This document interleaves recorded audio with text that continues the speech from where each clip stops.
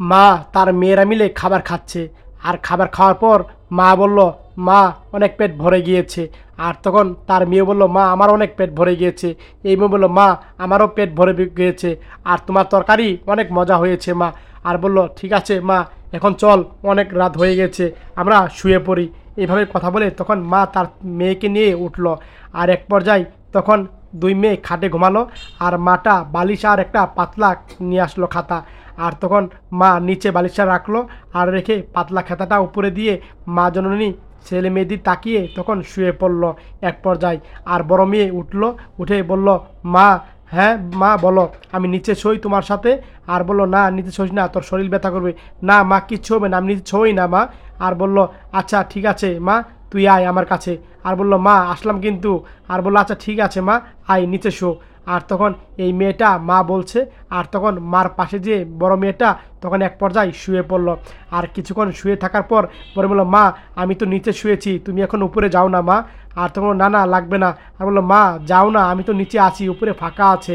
আর তখন মা বললো, আচ্ছা ঠিক আছে মা, আমি যাচ্ছি। আর বলল, আচ্ছা ঠিক আছে, একটু পানি খেয়েছি মা, তুই থাক। আর তখন মা জননী ঘরে গেল পানি খেতে। আর তখন ছোট মেয়ে উঠলো, বোন কি হয়েছে, নিচে কেন? আরে বোন, আর কি হচ্ছে বোন, আমাকে বল না খুলে। ছোটো বোন বলল। আর তখন বড় বোন বলল, আচ্ছা শুনবি তাহলে শোন। একদিন আমি এই যে কল্পনা দেখলো, রাস্তায় যাচ্ছিল আর মা ডাক্তার দেখাচ্ছিল। বলল, ডাক্তার সাহেব আমার মাজা এই জায়গা ব্যথা, এভাবে কথা বলেছিল। আর তখন মেয়ে শুনতে পেল ডাক্তার বলেছিল, আপনি নরম বিছানায় ঘুমাবেন। নরম বিছানা ঘুমালে হবে। নরম বিছানা কোথায় পাবো, একটা তো খাটি আমার, এটা আমার দুই মেয়ে থাকে। মেয়েটা চুপে চুপে সব শুনে চলে গেল। আচ্ছা আপনাকে ব্যবস্থা করতে হবে, এই নেন ওষুধ, এভাবে কথা বলল।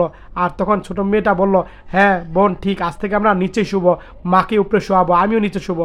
আর তখন এই ছোটো মেয়েটাও তখন বড় বোনের সাথে এক পর্যায়ে নিচে শুলো। মা এসে দেখতে পেল দুই মেয়ে নিচে। আরে দুই মেয়ে আমার নিচে শুয়ে আছে কেন? আর তখন মা তাদের ডাকলো না। আচ্ছা ঠিক আছে, মা তখন খাটে বসলো।